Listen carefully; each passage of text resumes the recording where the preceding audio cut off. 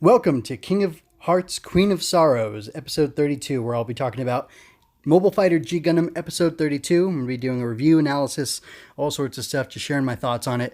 I've entitled this episode, Did I Get Him? And I've said this before, I'll say it again, that I believe the voice actor for Domon in the dub is unintentionally hilarious, and just some of his line reads are funny to me, but I really do like his performance, so it's not me making fun of him. Anyway, so something I noticed about this episode is that there were some dips in the quality of the animation, but at the same time, I think like the accuracy was decreased, but the expressiveness was increased. And there were also these really dark, deep black shadows. You can see one if you're watching the video version of this under Domon's like the joint where the antenna comes off of his sensor on his shoulder armor or shoulder sensing part. Like the shadows are really deep there. It's really cool. But like his face, I'm looking at it sideways and it looks skewed. It looks wrong. Like, his nose is even longer than usual. And just like the proportioning and the perspective on it looks wrong. Like it's very off model, I guess you could say. And speaking of things being off model, Burning Gundam, God Gundam, whatever, looks really off model to me here. That's one thing. And another thing is the angle that it's being animated at. It's very confusing. This is not the standard burning finger and or erupting burning finger, whatever. And the way that the gold spike things are coming up, like it just all looks really wrong to me. And I don't know if it's because the shape of it's changed, but just the animation feels really off. And I just wanted to point that out. He does something really cool in the following scene, but it's so odd. Another thing was that Markalot, they make him out to be, I'm going to guess, like 18 feet tall in this episode. And when he and Domon fought before, he was like taller than Argo, but not that much taller than Argo. And Argo might be like, 7 feet tall, or I don't know how tall Domon's supposed to be, if he's like 5 foot or 6 foot or what. But Markalot of Neo Greece is ridiculously, he's like Goliath. He's almost literally Goliath, like a 12 or 14 to 18 foot tall man, and everybody else is just normal size. And there's a bar patron who looks at him. He's kind of looking at this cadre of bad Gundam fighters, villains as we would know them, from the outside perspective of the show, and it's just really funny.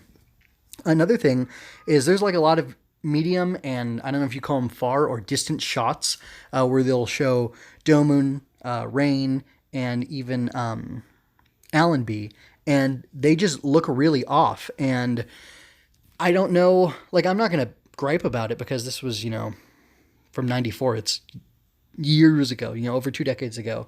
But it's really strange how off they look, and it doesn't look like they did like the smart ways to save money on them. It's just like they animated them less well. And then, like, this episode had a lot of weird shots, which is why I'm talking about that. There's even this shot of Wong where he's back he's got his arms over his chair in this weird way. And from the front, it looks okay. You're looking at him, like, from Master H's perspective, and it looks very much normal. And it looks, cool. He looks aloof and whatever, like a cool guy, or like he's trying to be a cool guy. But then they show him from the side, and he looks absolutely ridiculous. And his arm just looks wrong. Like it's broken. It's bending the wrong way. I know humans have, slightly complex, joints or whatever, but those look totally broken. And then just picking on the show a little bit, they pull a clip from the beginning, and they actually play clips from the show, like, this is from the OP, but it's cleaned up, and that plays behind Wong on a screen. And I have to envision that either that screen was blank, or I can't remember if you see it go from black to like being turned on or what, but I have to envision that he either somehow got this surreptitious photo, like video of Domon, or he like had someone cut together like a sizzle reel to show Domon while he was talking to him, and he just happened to have it on file. Or maybe he has one on all of the fighters, who knows, but that's pretty funny to me. So there was a lot of silly stuff in this episode, but there's also a lot of positive. I was talking about those really deep black, those deep shadows.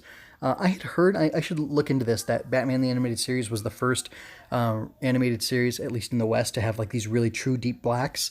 And they use that to good effect in that show. But this episode also features those deep blacks, and came out in 94, and I believe Batman the Animated Series started in like 93. So could have been 92, could have been 94. I really don't know. I have to double check on that. But I wonder if, like, is that a technology or a technique that got shared around? I don't know. But this show has used some heavy black outlines on some of the characters, and it looks really cool. And it just, like, they make Michelo look really cool, and there's some other scenes where they use it, and it looks really neat. So I appreciate that.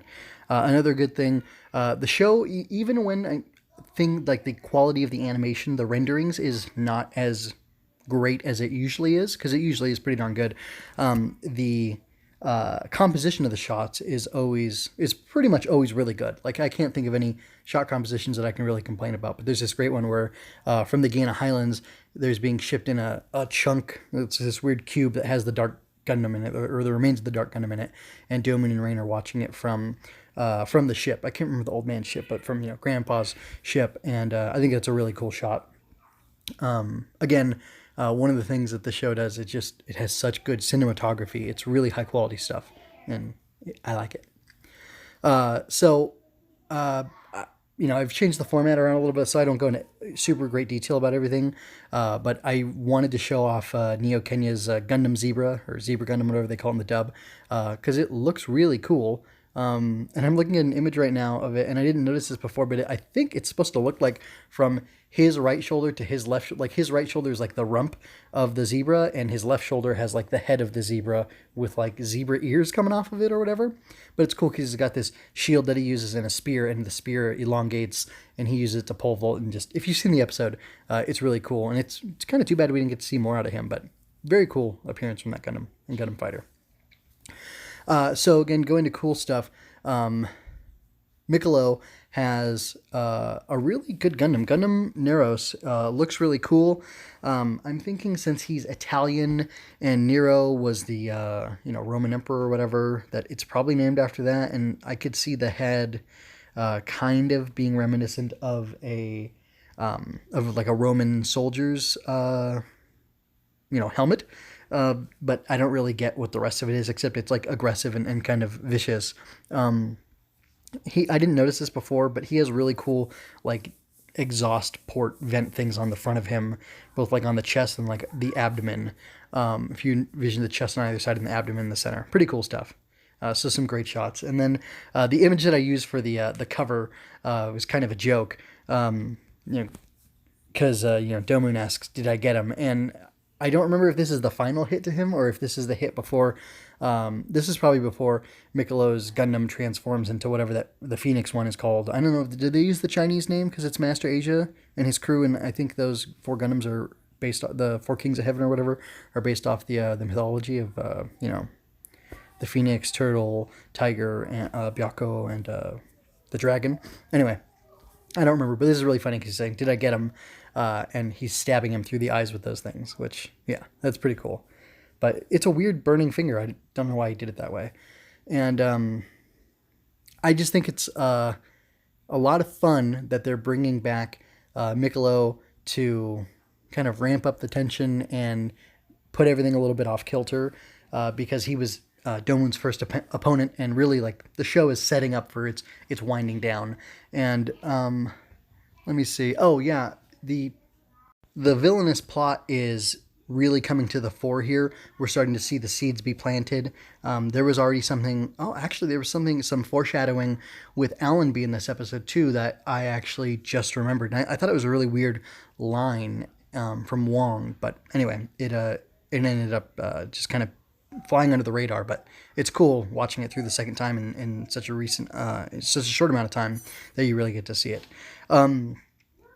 I really want to make a GIF of this. I don't know if I will, because I'm trying to kind of rush through these and do the episodes more quickly, get out a couple a week. But Michelo, his Nero's Gundam, he learns this spectrum kick technique, which he kicks out a rainbow, and it's like a horizontal rainbow, and then perpendicular from it come these little slivers of colored light to attack the enemy. Now, the way the powers work in G Gundam is so silly and so fun that it's like, how is this guy kicking so fast?